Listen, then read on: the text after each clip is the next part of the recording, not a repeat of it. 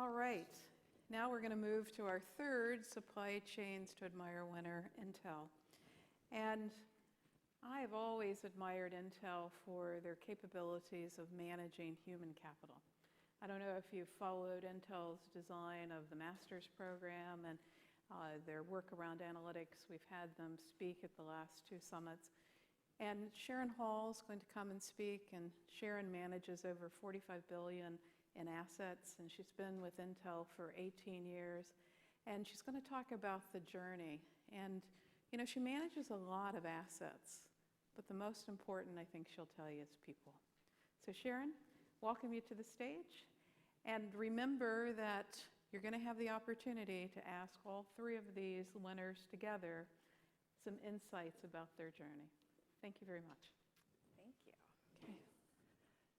So I thought there for a second that Laura said I managed a lot of asses, but I don't. I manage a lot of assets.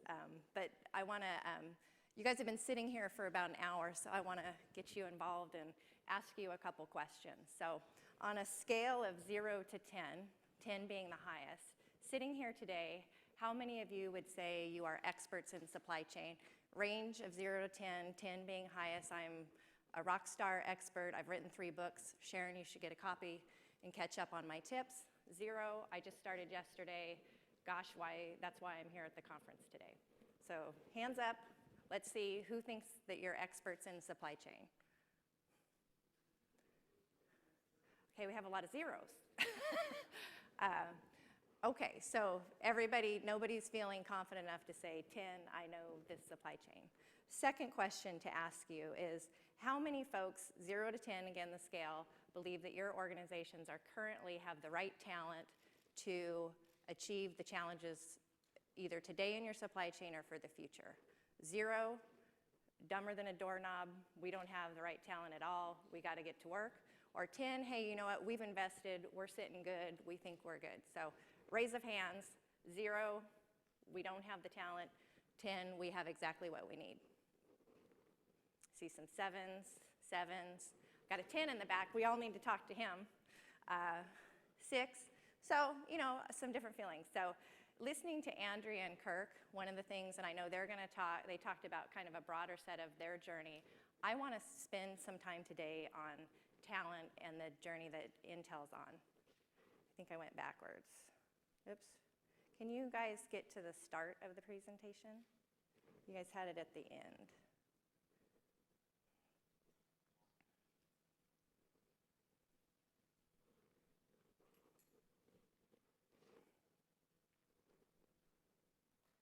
Hold on just a minute, they're fixing there, okay, we're good with that. Okay, so before I get started, I want to talk a little bit about Intel Corporation, so you can actually see the breadth of our business and the type of talent that we need to help us win in the marketplaces. So before I do that, Intel's vision is actually simple in the sense of if it's smart and connected, it's best with Intel. Intel is a computing company, and we have a breadth of products from servers in the data centers to computers or microcomputers, which many people are familiar with, to PCs, to tablets, to our wearable and Internet of Things technology. And at the end of the day, we're trying to ensure that our products help enable solutions to better people's lives on the planet. And within that, there's solutions, and supply chain is essential to ensuring that we can deliver our promise of having those connected devices for individuals. In 2014, our revenue was close to $56 billion. We've got over 100,000 employees in over 70 countries. One of the things that I'm proud to work for Intel, and it's core to our values of caring for the people on the planet, is how Intel Corporation conducts ourselves. And supply chain is at the heart of enabling these strategies to come true. For instance, we believe corporate social responsibility, and I heard Andrea and Kirk both talk about that, is at the core of what we do. It's not enough to generate revenue and return those profits back to our shareholders. We have to conduct ourselves in a way that we're proud of and makes the world a better place. One of the things that we do is we are one of the largest purchasers of green power in the United States, and that's been since 2008. Supply chain was behind making that happen. Another is, again, back to talent, but this is global talent and outreach. We've invested more than $1 billion in education across the globe to ensure that, again, back to one of our values of caring for the people and planet, that people are educated in a way to go solve the problems of tomorrow. Supply chain. So our vision and our role as a supply chain is to ensure that we have talent, supply chain professionals that are capable of delivering the future through a world-class supply chain. Just some stats or supply chain by the numbers for us. On any given year, we're processing over 1 million orders. We have at any given time about 5,500 active SKUs. We have 29,000 transportation lines where we're delivering those products. The sourcing and procurement arm of our organization is managing around $22 billion of spends, and we have over 16,000 suppliers that we're managing, of which about 500 have factories around the world where we're doing audits and ensuring that they're meeting our expectations. So Intel's supply chain, what is it that we do? We're working with 17 business units, so the idea of aligning and partnering closely with those business units, understanding what their needs are. Oftentimes we have to understand their needs better than they do. But there's 5 tenets that we basically align our organization to. We have to ensure the best cost, and cost isn't always price. Cost can be total cost of ownership. Best quality based on the marketplace and what customers need. Uninterrupted supply, so we have to ensure resilience. At the end of the day, our customers don't care.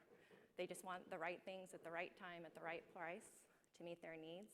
We have to deal with natural disasters, business continuity. We have to ensure the right technology. So a big portion of our supply chain deals with the technology and manufacturing arm, and we have individuals who have to work upstream with suppliers to develop our leading edge technology, anywhere from equipment into materials. We're dealing with companies that have to invest billions of dollars in some cases to deliver equipment and materials that they're not going to see that return on investment for 4 or 5 years until those products scale in manufacturing. And the last area or tenet that we have is all of these 4 areas: cost, quality, I can't say that word fast, uninterrupted supply, and technology, all have to be delivered in a sustainable envelope. So at the end of the day, we've got to ensure that there's regulatory requirements that are met. There may be, again, as I mentioned, natural disasters. We have to ensure that we have multiple sources or can address those issues through resilient. And then there's the environmental aspect, or ensuring through emissions, water, waste initiatives that we're doing it in a way that is good for the planet. So I'm going to switch a little bit here because this actually talks to our talent story. And Laura, I actually pulled this section out, and Laura said, no, please add it in because I think it's a really good story. And it's actually not a good story that Intel's proud of, but we're going to make ourselves proud. So diversity in technology. It's no secret, or maybe it's the dirty little secret of the technology industry. We are not very good at diversity when you actually look at our numbers relative to representation of females and underrepresented minorities. But there's actually a business case. I don't want to speak so much about the numbers. There's a business case of why diversity is important. This is about diversity of thought and inclusiveness. And if we look at the markets and the customers that we interact with, the profile of Intel today is not representative of the profile of the customers and the markets that we both represent and serve today and where we want to go. And there's a piece that when we talk about as an innovative company, and we've talked about some of the challenges that supply chain has, we need an inclusive culture that actually promotes and seeks out different ideas and different ways of looking at solving problems, because it's through that unique perspective that we're going to come up with better solutions for the long run. So earlier this year in January, Brian Krzanich, and a little bit on Brian Krzanich, Brian is our CEO, but he came up through the manufacturing and supply chain ranks. He was actually our chief supply chain officer a few years ago. So he actually sees supply chain as a differentiator and an enabling capability for our corporation. But Brian, in January at the Consumer Electronics Show, made a big, bold goal. And it's bold because right now, Intel, if you look at our representation of females compared to men, we only have 24% of our workforce has women. And even worse statistic there is 17% of our senior management is female. So it is predominantly male. Brian set out that we will, by 2020, have full representation in the United States at all levels across our workforce by 2020. And I'm not going to review the statistics here, but there's a lot of red on that dashboard right now. And I can't say that. He wanted to make not only words, but he matched it with funding. So there's $300 million that he's committed this year to ensure that we make progress there. I'll share a little bit of where that $300 million goes in a second. But why diversity? And this is something that comes as no surprise to you is, guess what? And this is tied to consumer electronics spending. Women spend more than men. Does that surprise any of you sitting in the audience if you've been around your wives, sisters, daughters? So women are outspending men. And then additionally, even if we're not spending, we have a strong influence on the types of purchases that were being made for our families. The other part of the diversity story here is 75% of our business is outside of the United States. So again, our workforce, the profile we have today is predominantly based on a US company profile. And why is this important to business? It impacts performance. Research is actually showing that teams that have a diverse set, and this isn't necessarily male versus female, but when you look at a broad set of culture and backgrounds, you come up with better problem solving and better innovation. So there's actually a real business case to why there's value with diversity. So a second ago I mentioned the $300 million, and I don't have time today to go through all the details, but there's basically 5 vectors that we're looking at for the $300 million. The first 2 at the top are inward focus. So obviously we're looking at growing our diverse population, and this is looking for females as well as our underrepresented minorities, and that falls in the categories of African American, Native American, and Hispanics. We're working to not only hire, but also retain, because one of the things, if we look at our past efforts, did a really good job hiring, but we have leaky pipes. Those people leave, they don't feel that they're included, or they're isolated, or there's not a community that supports these individuals through their career, and they end up leaving. The other is, from an outreach standpoint, we're expanding our commitment on STEM. And for those of you who don't know what STEM is, that's science, technology, engineering, and mathematics. So core to Intel as a technology company is we want children and folks who are interested in the science, technology, engineering, and math. And I can't speak to the global statistics, but we know in the United States, there's not enough females going into those careers. The bottom 3 areas, we're investing in gaming. So gaming, if you haven't paid attention, is becoming a big industry in and of itself. And even I think I read recently that colleges are starting to offer scholarships for gaming. But there's huge stadiums where people are gaming and watching other kids' games. And I know I'm fascinated when I watch my son. He'll be on his phone, and I'll say, "What are you doing?" He's like, "I'm watching people play games." I said, "You're watching other people play games. Why don't you just play one yourself?" And he's like, "No, this guy's really good."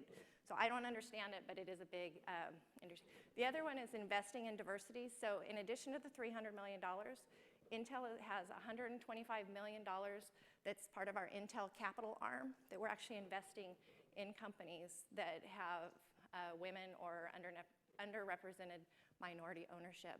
And the last place which supply chain comes in is supplier diversity, is we're ensuring that we're doing business. We've committed to spend over $1 billion by 2020 with diverse companies.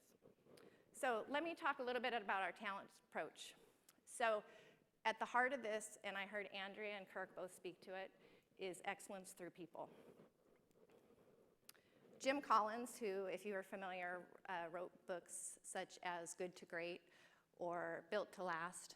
But at the end of the day, great vision without great people becomes irrelevant. The talent that we have in our organizations is key to enabling us to succeed. So our supply chain professionals, as I mentioned, are working with 16 or 17 business units. And we've evolved as a business partner. The idea of fulfillment or come to procurement and we'll just fill your order is over. We want to add value. We've evolved as a business partner. We have a seat at the table. That requires the ability to be a strategic thinker, be a problem solver, be a collaborator. Honestly, if you can't collaborate, you're done. And one of the managers I used to work for actually said to me, because I'm a people person and I like collaborating, but I hate when there's conflict because I just want everybody to be happy. And he said, don't confuse collaboration with teamwork and harmony. And that was kind of a light that came on that said, oh, you mean getting yelled at? We're collaborating, I get it.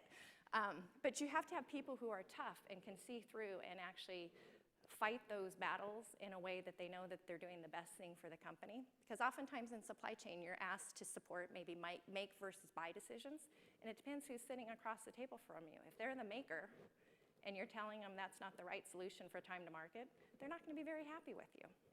And then influencers. We need supply chain professionals who not only have depth in a functional expertise, but breadth in the ability to drive and influence and change management. So it's one thing to identify the strategy, but if you can't drive that change, and that's what I heard too through Kirk and Andrea's processes, is there's no magic solution to all this. It is the fortitude and the discipline to push through and drive that change. So what's our strategy? Honestly, it's not really that fantastic of a model. You probably all say, well, hey, we have that same life cycle model for talent. We attract people, we hire, we integrate, develop, and progress. So I'm going to share a couple stories that actually maybe give you insight into what we do. But I think key to what we've said here and what I heard from the other two is we have an approach, we have a strategy, we're committed to it, we fund it, and we foundationally set up the infrastructure to support it. So on Attract and Hire, what we do is we look at the top 25 supply chain schools.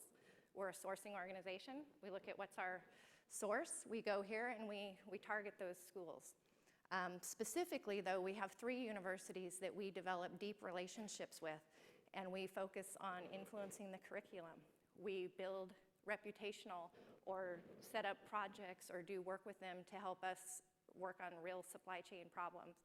And then we also have a sharing partnership where they come to us for recommendations or looking for insight in how to extend their leadership as universities. The intern program, and interestingly enough, we talk about networking at these conferences. I actually met Andrea this February at a conference, and I heard her back there talking, and I said, wait a minute, I know you. But this ties into my intern program story is, as you know, many of us are dealing with 4 generations of professionals. And the needs and the wants of those different professionals is very different from folks that have been around for a while versus the folks that are coming right out of school. And how do you manage their appetite and keep them motivated? And one of the things that Andrea and I talked about this February was the millennials. How do you, and it was tied to interns, we're bringing new people in, how do you keep those folks excited and eager? And one of the things Andrea, and she may not remember this, saying this, was we don't actually assign individuals to jobs per se. It's project-based because they want to move around and it's fungible skills. And the idea of having these folks go down a lane and develop expertise didn't appeal to them. So adjusting the way we design jobs is important to do there. But intern program is a pipeline, which I think whether it's unique to us or it's just very helpful, is our senior staff, myself, as well as the 2 GMs of our global supply organization, take our internship program very seriously. We look at this as a pipeline and a courtship through our intern program with individuals. So as I mentioned, we recruit from the top supply chain schools. We bring in about around 40 individuals every year through our corporate planning and logistics and supply chain organization. The projects that these individuals work on are not filler projects. These are real projects, real challenges that we're dealing with. And they have anywhere typically from 10 to 12 weeks to do these assignments. What is awesome about these individuals is they don't know what they don't know. So their ability, so the idea of think of what's possible, they come in and they challenge the status quo like nobody's business. They ask questions that seemingly are simple, but they're actually tough. They're tough to answer, or they force people in the organization that have been there a while to sit there and go, you know what? I'm not actually sure why we do it this way, because there's so many layers of that knowledge or the way we've done things that people don't challenge. And the interns kind of force us every year to think through that. But the directors, we take our interns very seriously in the sense of we review their projects, what they're going to work on. We meet with them at least 2 or 3 times while they're there. At the end of each of their projects, we actually do a director and GM report out over 2 days. And for the successful candidates, we actually extend offers on the spot so that they have offers before they leave. And we have a pretty high retention rate in the sense of about 80% of those individuals either come back for additional internships or they hire on when they complete their schooling. Another piece that's really important is the active participation with HR. We partner closely, particularly for our experienced candidates, to ensure that we get good folks. So I'm going to talk to integration real fast. Again, I don't think there's any secret. Obviously, everybody has to be integrated, but there's a couple things that we do, and this ties to both diversity and our interns. So right as individuals come in to our corporation as new hires, and it doesn't matter necessarily if you're a college grad or if you're experienced, but we try to create cohorts or communities. So these individuals naturally, when they come in, have a community of individuals that they can connect to and move through their careers with. And that does, one, creates that cohort relationship, but we also have what we'll call rapid acceleration, or teaching elements of the company or parts of functional business that it's important for these individuals to know. And again, they can learn together, they can experience and network as they move through their careers. One thing that we're doing in the diversity space, you'll see the acronym down here called ROAR. That's Rapid Orientation and Accelerated Results. Intel, we love acronyms, but what that is for our females and our Hispanic, African American folks around diversity. Because we're doing a lot of hiring, we're having focused sessions with these individuals to help them integrate into Intel quickly, as well as creating those cohort and community relationships. We've been doing that for about 2 years, and we're seeing a positive correlation with retention. But the idea is to help these individuals integrate in, and I think it's easier when you're first starting out versus coming in at an experience level, because the experienced people are bucking up against individuals who may have been at Intel for quite a long time. Let's see, develop and progress. So the 4 boxes on the left, we have define skills, develop the skills, expand the experience, and network, mentor, and sponsors. So this really follows a model of know, go, and grow that we use internally. Again, I don't think there's anything here that you'd say, well, what's the secret there, Sharon? There's really not too much here, but when we define skills, there is a clarity of purpose that we have, so we don't leave it up to each individual manager or employee to figure out what are the skills you need. We've defined those, we've set those out by different competencies, as well as depending on if your lane is commercial or if you're technical, what's the different curriculum or different skills that we expect at different grade levels. That's all outlined. Then there's an application or developing those skills. You can do that through workshops, courses, experiential type assignments. One thing in particular that we focus on heavily, and I heard Andrea talk a little bit about this, is it's a program we call LEAD, and this is for our managers. And managers are pivotal and critical to any employee relationship and their ability to develop. So we spend a lot of time with our managers to, one, make sure they understand our expectations within supply chain and where the company's going, but helping the managers, because one of the things that can be frustrating, and I know I've experienced this, when your employee comes to you and they say, hey, I want to learn about this, or I need a connection over here, and if you don't know or even understand that part of the business, it's very hard for you to help your employees. So we spend time with our managers to help educate them, and these lead sessions are run by the directors. We hold them twice a quarter, and we have topics that are both helping develop our leaders around emotional intelligence, or there can be different, with the diversity, we just did some work around unconscious bias, et cetera, but it's helping the managers become better leaders so they can then help lead their organizations. The expanding experiences, here's a very simple thing that you think like, well, that's not that creative, but it's the little things that make a difference in the constancy of purpose over time. Supply chain opportunities. How many of you have supply chain opportunities across your organization and share those with all the employees on a regular basis? See a few hands.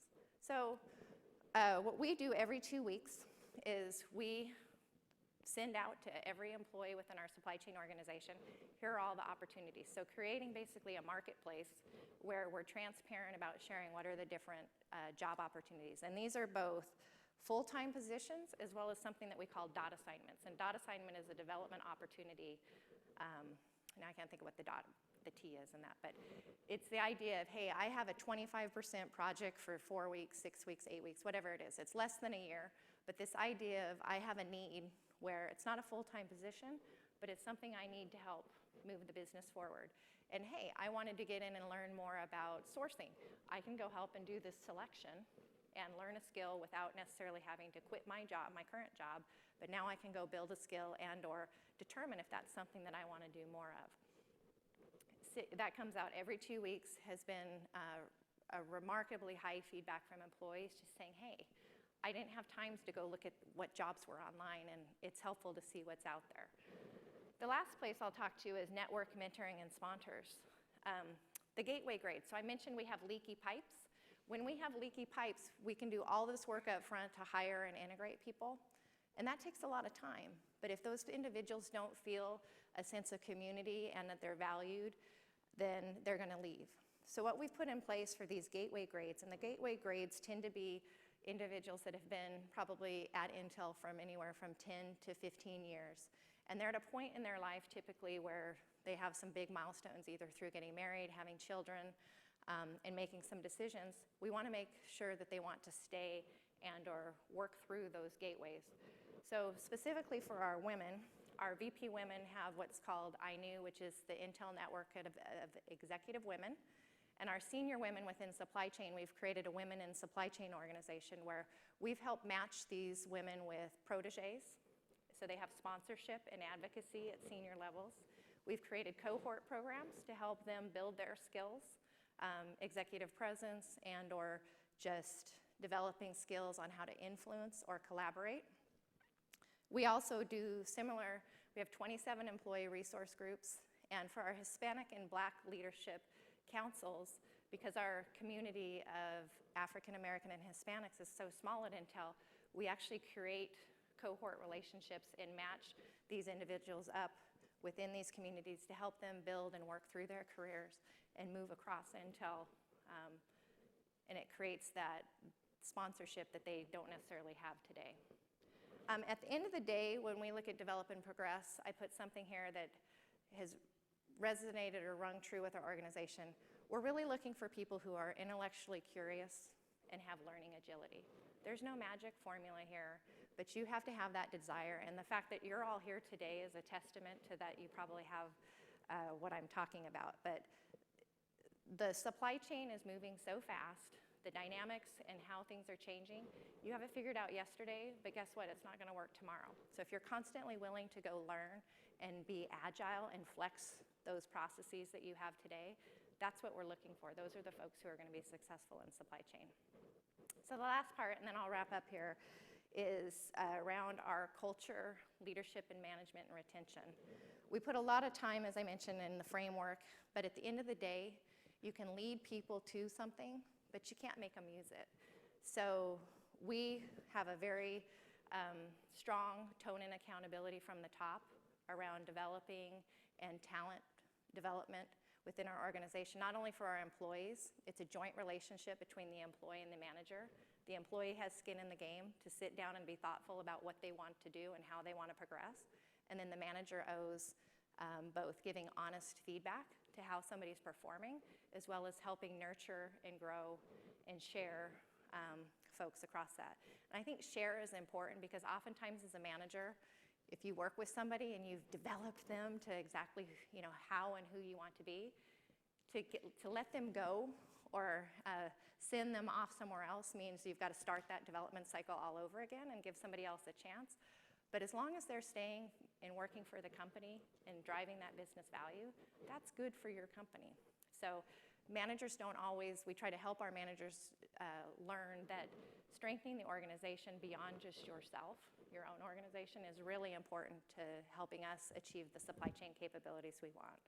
And then I've talked a little bit about our retention efforts. I think, we constantly have to massage those efforts across the different generations, as well as just what are the business needs for the organization. So I'll wrap up here, and there is no end to career and talent development. It's a never-ending cycle. And so to me, it relates to a marathon. It's going to require endurance. It requires commitment.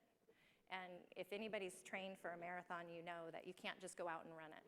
You've got to get up early in the morning, do those long runs when everybody else is asleep and nobody's looking.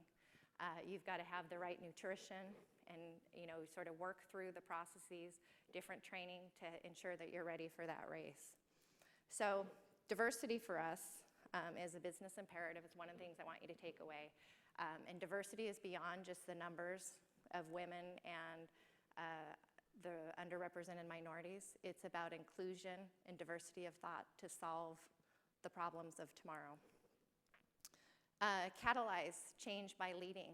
So setting out aggressive goals, and again, I heard Andrea and Kirk talk about that, but if I look at Intel's supply chain journey, we didn't always know the answer, when we set the goal. But it's setting that trajectory and then having, again, that fortitude and discipline to work through it, but adapt when things are changing or not being too set on the ways, but having a directional goal. Excellence through people is our strategy on talent. We use a talent lifecycle framework, which I think many of you do. Learning agility and intellectual curiosity, that's what we're looking for, people who want to constantly challenge themselves. And then that leadership commitment, and then finally, endurance. Talent strategy is a marathon. That's it. Thank you.